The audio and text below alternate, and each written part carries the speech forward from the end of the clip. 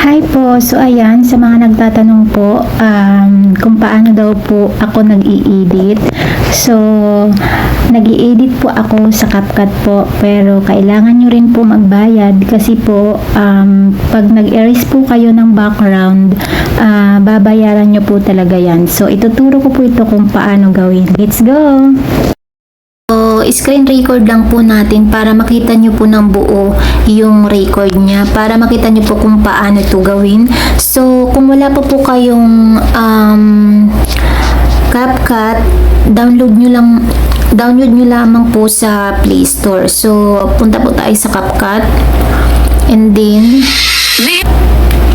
then, pindutin lang po natin ang new project.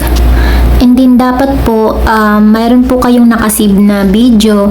Kung halimbawa po, nagdo-do-it. So, ganyan. Halimbawa po, 3 yung nagdo-do-it. Ngayon, ang gagawin ko po ay 3. 3 yung nagdo-do-it. So, dapat may kanya-kanya pong salita yan. May kanya-kanya po para para ma-edit nyo po ng sakto. Kasi kung halimbawa,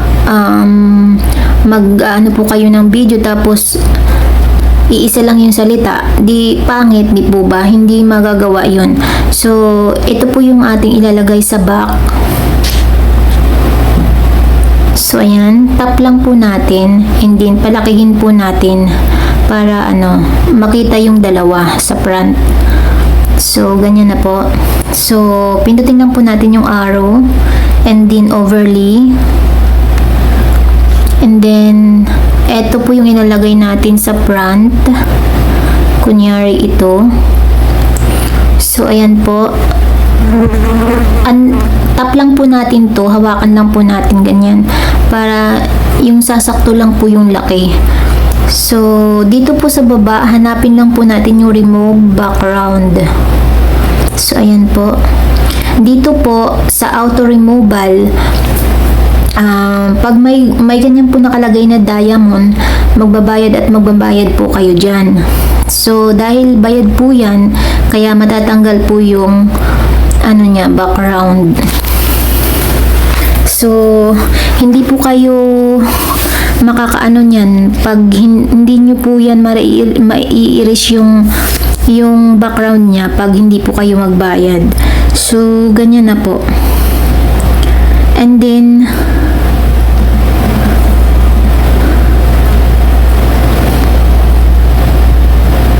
ayan. And then, back ulit tayo, overlay. And then, pindutin rin natin itong isa. O, palakihin lang natin ng konti. So, ayan. And then, hanapin ulit natin yung background remove. Ayan. So, ganyan na po. Check lang po natin.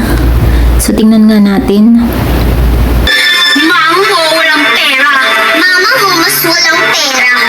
So, ayan na po. So, ang gagawin po natin para hindi masyadong yung salita nila. Ito pong pangalawa, yung gagawin lang, yung lalagyan po natin ng boses, yung nandito po sa back, ito pong nakatayo. So, pindutin lang po natin itong pangalawa.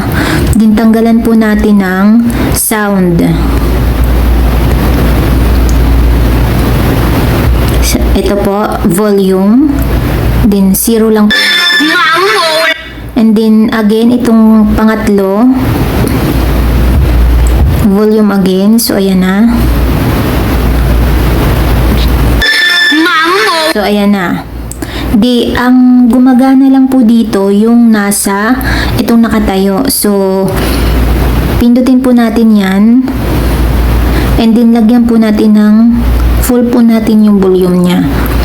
Mama mo walang pera. So, ganyan na po. And then, pagdating po dito sa dulo, hilain nyo lang po. Ayan. And then, delete nyo lang po itong ending. So, ayan. Para po wala pong logo ng CapCut. Kasi kapag hindi nyo po yan in-erase, may logo po yan ng CapCut. Bawal na bawal po yan i-post kay Facebook. So, ang gagawin nyo lang po, export nyo lang po. Pindutin nyo lang po yung export. So, ganyan lang po. So, I hope nakatulong po yan sa inyo, and God bless.